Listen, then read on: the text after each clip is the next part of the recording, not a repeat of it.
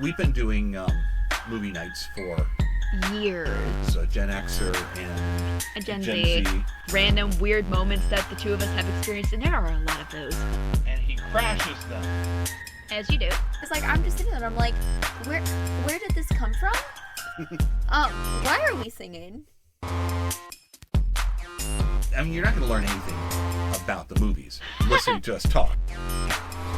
This is the Argo City Podcast. Film, conventions, and fan life with Maddie and Matthew.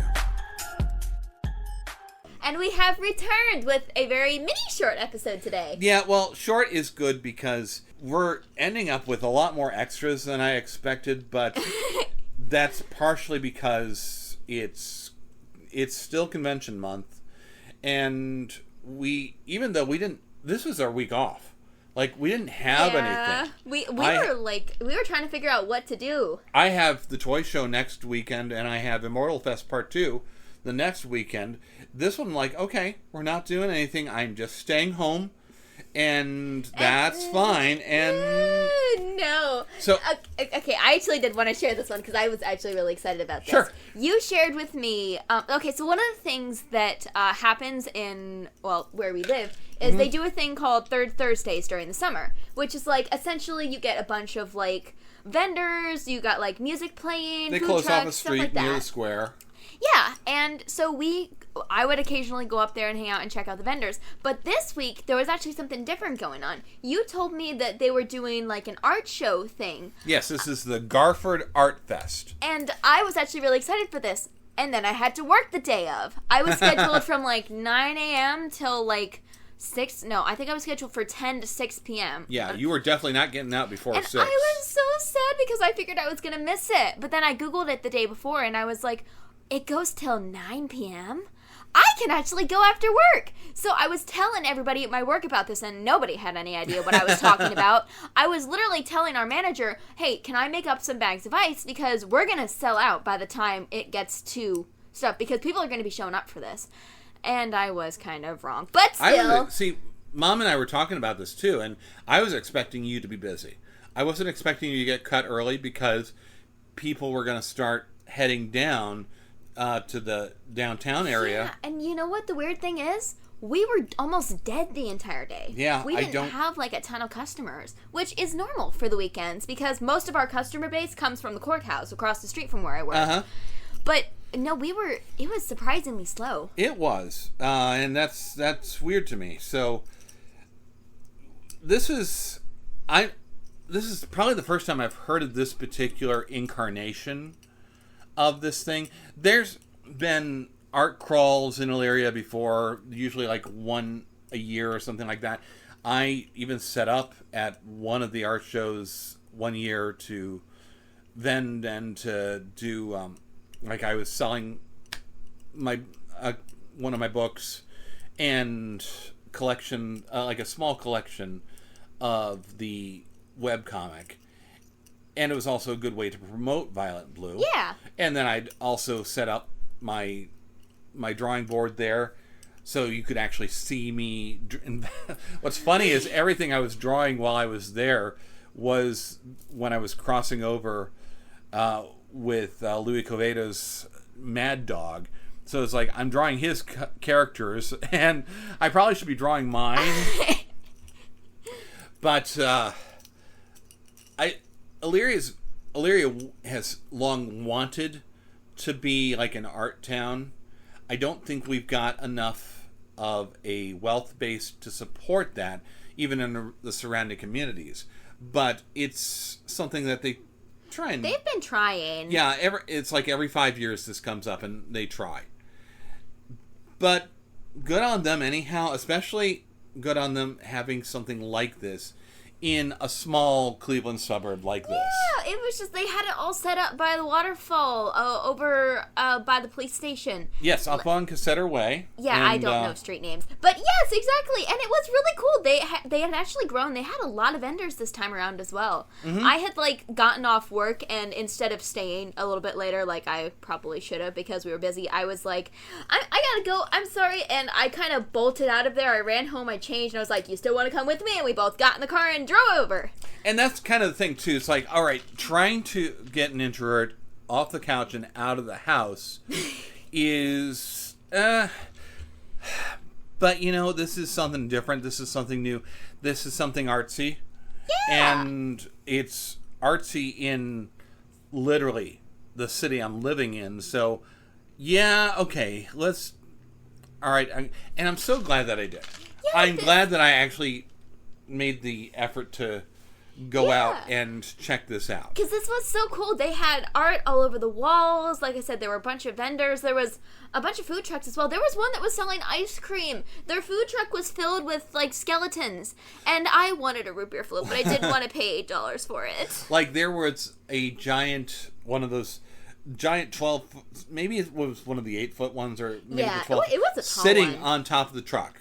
Its feet almost touched the ground. Why was there a samurai guy in the corner by the waterfall? I don't know, but it was some beautiful metal work.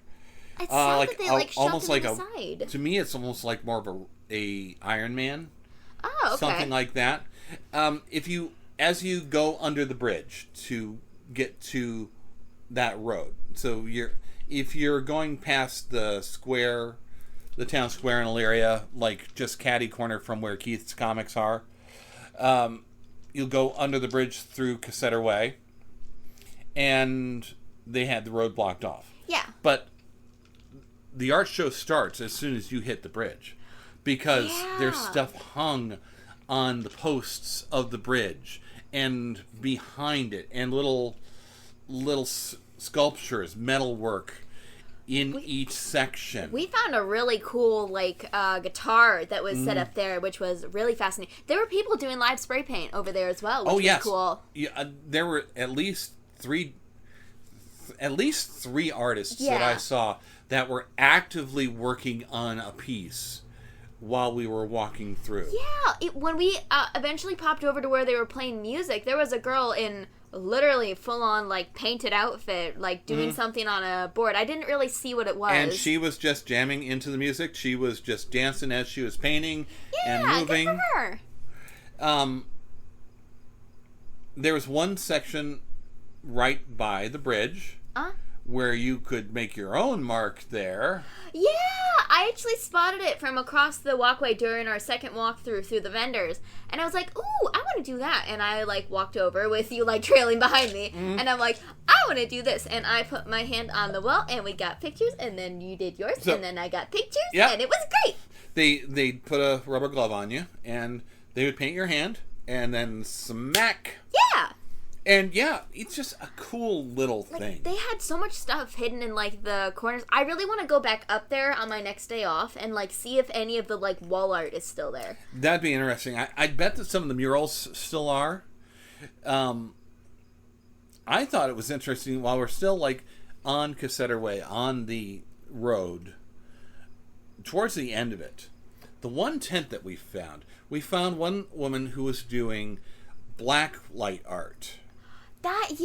She gave us, blue, like, the LED flashlights? Yeah, it was Blue light, it was still black light. Yeah. And 3D glasses, the blue and red one. She had a section of her booth completely tented off, completely closed off with black curtains, so you don't know what you're getting into, and you can only fit about 3 or 4 people in there. It was rather tiny, but she filled that space to the max, though. And so there's black lights inside this little black tent over all of these different pieces.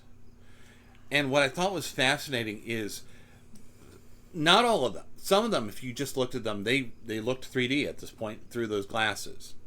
Some of them, if you covered one eye, you'd get one picture. Yeah. And if you covered the other eye, the background completely changes. It changes from a swirl to a grid, or from a starburst to something that's more angular. Everything except for the shark, because he was vibing in his own way. Yes, but he was coming right out at you. He felt more 3D. Yeah. And I think that's the intent, to try and make some things 3D, which that's quite an accomplishment For in paint. painting, yeah. Like, that's really impressive. And for others to be just transformed by the color.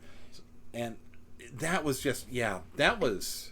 There was like a whole booth that had like bows, and you like said bows, and I immediately bolted over because, as I've said multiple times on these extras, I'm looking for anime related bows because we're doing Naruto stuff at work. We don't have the toys anymore, we sold out, but we're doing that stuff, so I get to talk with more nerds on a daily basis, which is like, if I can catch their attention by that on the back of my head, that means I can make fun conversation. You come from a tradition though where we literally wear our fandoms on our sleeve. That's true, yeah.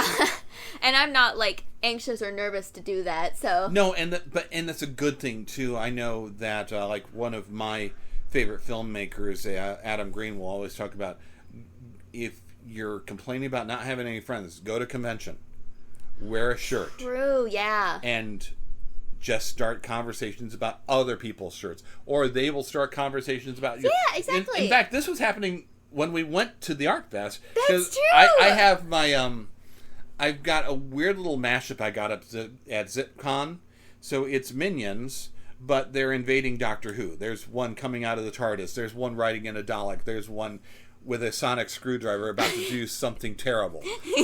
And everybody, like 3 or 4 people stopped me just during the hour that we were there.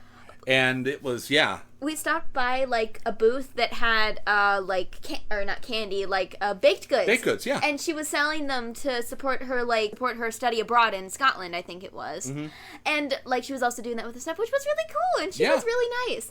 We stopped by one particular booth, which every time I'd been trying to go over to it, it was always packed. Yeah. And I popped in there finally, and I was like, "Ooh, this stuff is cool." And I spot something in the corner, which is like I don't know if you guys are aware of this, but like these, like, they're like little spiky pain stems and such. Like, they're fidgets that people sell online. And I ended up grabbing one of those because I'm literally fidgeting with it as we're sitting here. Mm. And it's... She actually had some nice little zines as well. And I grabbed one of these because I love that kind of stuff. So a zine is like a fan magazine that would get photocopied 1,000 times and photocopied again and passed along. That's cool. It's a sort of underground art form that we've almost lost, and I really do miss it. This is where we start off with people like Crumb. There's a convention I think I'm going to try and get you to later this year called Genghis Khan that celebrates the zine. I've heard of that. I've heard of that. I've heard the name before. I just don't recognize. Like, I've got a couple of Doug Waltz's zines from yoink. One of his favorite directors. And so this is what it'd be like. I could not sit through and read this. This is like a full page of text. Well, that's what it is, yeah. So, one of these kind of things that... Wait, does that one have a shark in it? No, hand me that one. This one? Yes, that's Doll Shark. Doll Shark? Yes, these are celebrating the films of Mark Polonia. Okay, Cocaine Shark, okay. Yes, well, Mark Polonia does some bizarre and wonderful things. My friend Doug Waltz, he wrote... Motorboat? He wrote an entire book on this man's career and his films, much like the one that I wrote on Donald Jackson. We're probably not in for a long time because we only hung out for about an hour. Yeah, but we're taking an adventure to try and go out and see stuff. No, yeah, and it was a lot of fun. Like, we would have stayed longer, but I'm very sensitive to loud music and such, and I didn't bring my headphones with me, so I was like, I had my hands over my ears. I was suffering when we were in that side room. They did have a band playing, and it was thunderously loud, so...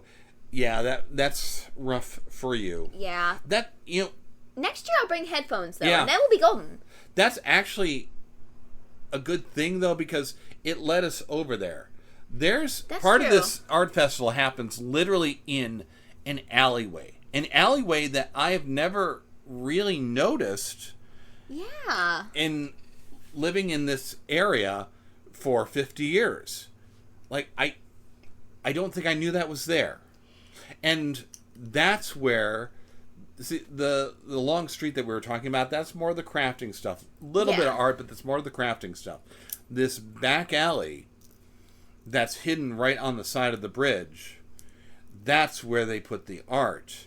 And I love finding art in hidden places. Yeah. I love going through these hidden areas that you just didn't know existed, and suddenly this whole world explodes around you.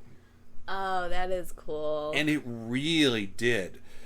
From the huge Art is Resistance mural that was like 12 feet tall. Yeah, I remember that. To the big crack in the wall where there's like almost a dugout cavity that somebody has painted an eye and tentacles coming out of. Eyeball. It was amazing. It was like the first thing I spotted when I walked into that area.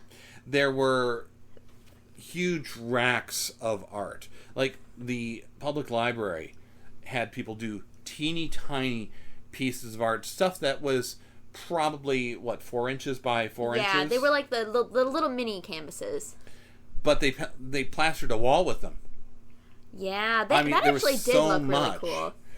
Then there were big pieces, small pieces, and this is where you really could just... There was a spider made of metal. I don't know if I love or hate that. I know. I hate it. I absolutely hate it. Again, why did my editor assign me a book full of spiders? I'm just to the climax of doing a long October, and now it's gonna be the spider attack in the old disused library.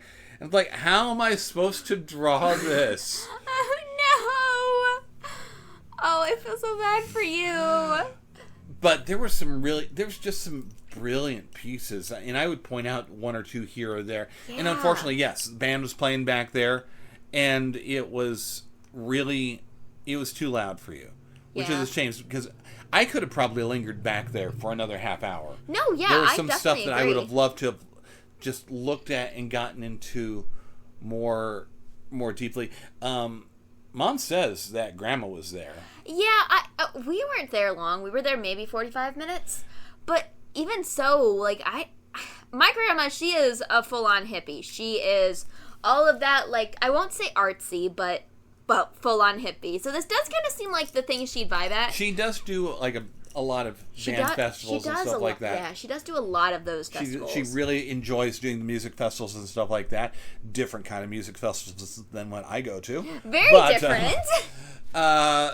But it wouldn't surprise me if she... But then again, I don't know how she would get her walker back through there. That's true. That would have been tough. So Mom might have been confused. She might not have been, because we spent more time in the crafty part, in the part that wasn't quite as loud. Yeah, that's true. But yeah, this is a great little hidden festival almost, and that was a lot of fun to try out. Yeah, and you were actually telling me after, I'm thinking maybe next time this one pops around, I want to set up my own vending booth.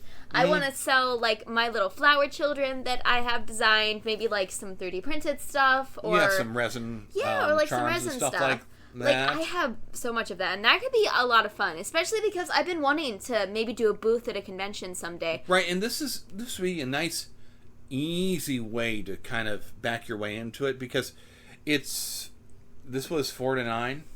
Yeah, it was. That is not that's an all like 5 day. hours. Like, a convention is a full day. Is a really long day, and especially loading in, loading out. This is kind of more of a pop-up. Let's try it out and see how... Yeah. I've been behind the table at these things, and it's not my thing. I'm a little bit too constrained, but you might like it. You might enjoy that, and I was saying, I could hand you some of my cast-offs, some of the imperfect 3D printed stuff. Maybe I can paint up some Jason masks or something like that. Yeah, like, I was thinking I could, sell the flower children, maybe find, like, some small, like, resin food and be like, buy a snack for your flower child. And, no, I definitely think that'll be something I'll look into next year, depending on how much booth is there. Yeah, either there or at Third Thursdays. Yeah. But it was a nice little, quick, light diversion. For a Saturday evening. Okay, so we're keeping this one kind of short, but that was the Garford Art Fest, And we will be back on Monday with something a little bit more cinematic. And we'll see you then. Bye.